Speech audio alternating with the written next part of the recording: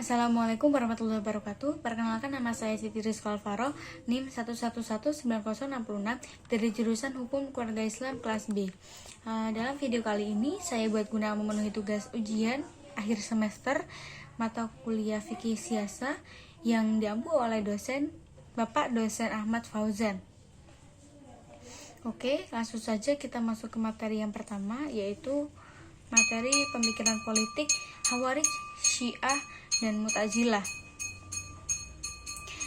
Pada pemikiran politik Khawarij terjadi kegelisahan, kebingungan, kesedihan, dan ketakutan dalam tubuh umat Islam pasca wafatnya Rasulullah SAW, termasuk kegelisahan para sahabat, yaitu siapa pengganti Nabi setelah meninggal dunia.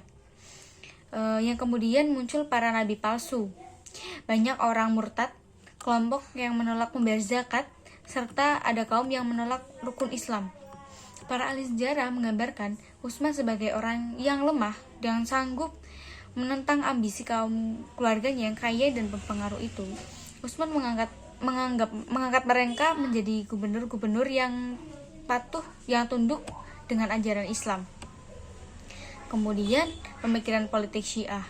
Pemikiran politik Syiah menganggap bahwa jabatan kepala negara bukanlah hak tiap orang Islam, bukan juga hak tiap orang Quraisy. Bagi mereka, jabatan tersebut adalah hak monopoli Ali bin Abi Thalib dan keturunannya. Ali bahkan sebagai pengganti Nabi yang telah ditentukan sendiri oleh Nabi dalam wasiatnya. Kemudian pemikiran politik Mu'tazilah. Perkataan Mu'tazilah atau kata Mu'tazilah berasal dari kata i'tazala yang arti menyisihkan atau mengasingkan diri. Berarti kaum Mu'tazilah artinya adalah menyisihkan atau mengasingkan diri.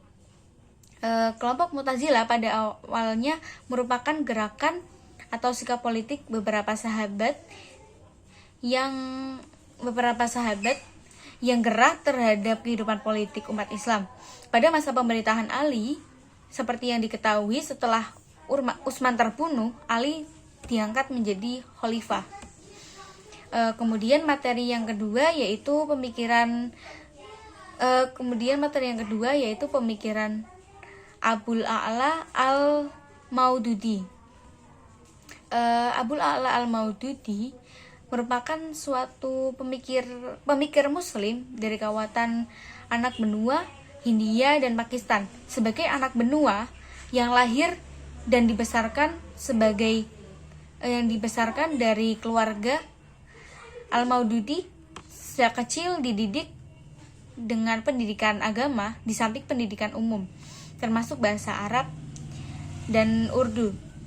Karir Al-Maududi dimulai dari jurnalistik dan mencapai puncaknya sebagai pemimpin editor dua surat kabar ternama, yaitu Muslim dan Al-Jami'ati Ulama'i. 4 tahun kemudian dia menjadi pemicu majalah Turjuman Al-Quran yang berorientasikan kebangkitan Islam. Ruang lingkup pemikiran politik ini semakin maju, tentu di dalam rentan waktu tertentu. Terdapat beberapa pembaharuan terhadap wacana, tak terkecuali politik Islam. Pasca politik Islam Abul A'la al-Maududi mencoba untuk mendamaikan hal kekinian yang diakui luas di seluruh dunia, namun tetap di dalam pelukan pemikiran keislaman. Abu A'la al-Maududi ini menekankan kepentingan pemerintahan Islam sedapat mungkin, memaksimalkan mungkin untuk mendapatkan atau dekat dengan Khulafaur Rasyidin. Untuk pemerintahan tidak dapat disamakan dengan pemerintahan modern atau dikategorikan dengan istilah atau diistilahkan dengan dari Abul A'la Al-Maududi adalah teodemokrasi. Untuk menyebut teori demokrasi seperti untuk menyebut pemerintahan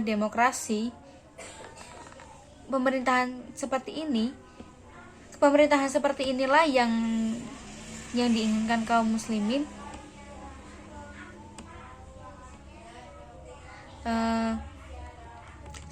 Kemudian materi yang ketiga yaitu sistem politik di Indonesia. Seperti yang kita ketahui bahwa sistem politik yang berlaku di Indonesia adalah demokrasi Pancasila, di mana rakyat turut serta dalam politik dengan memiliki hak politik masing-masing sesuai dengan hak asasi manusia di Indonesia. Kenapa tidak? Mengapa Indonesia tidak menganut sistem politik liberal, fasisme dan komunisme?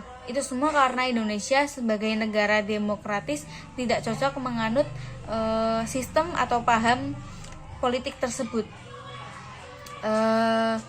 Sistem politik secara etimologis berasal dari kata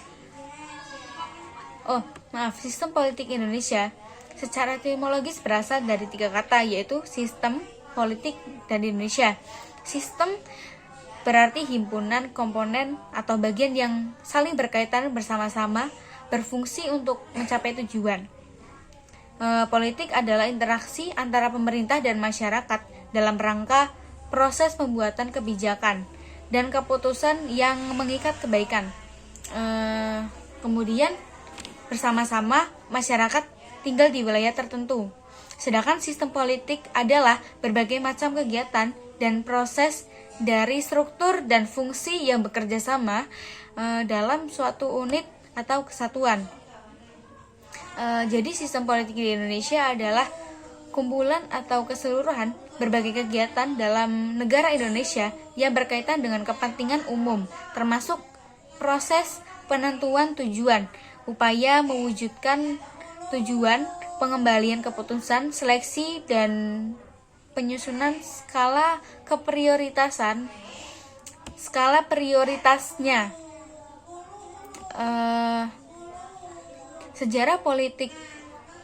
Sejarah sistem politik di Indonesia terdiri dari tiga masa yang pernah terjadi,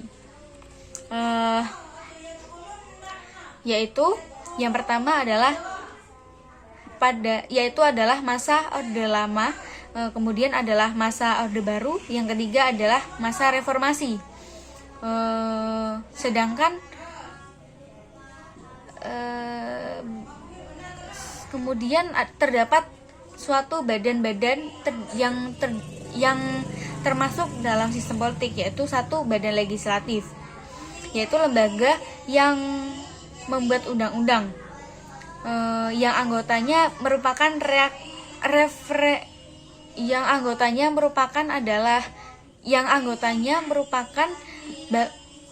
rakyat Indonesia, yang termasuk yang dipilih dari pemilihan umum. Fungsi badan legislatif yang paling penting adalah menentukan kebijakan dan membuat undang-undang, mengontrol badan eksekutif dalam arti menjaga supaya semua tindakan yang telah ditetapkan sesuai dengan ketentuan, yang sesuai dengan ketetapan undang-undang.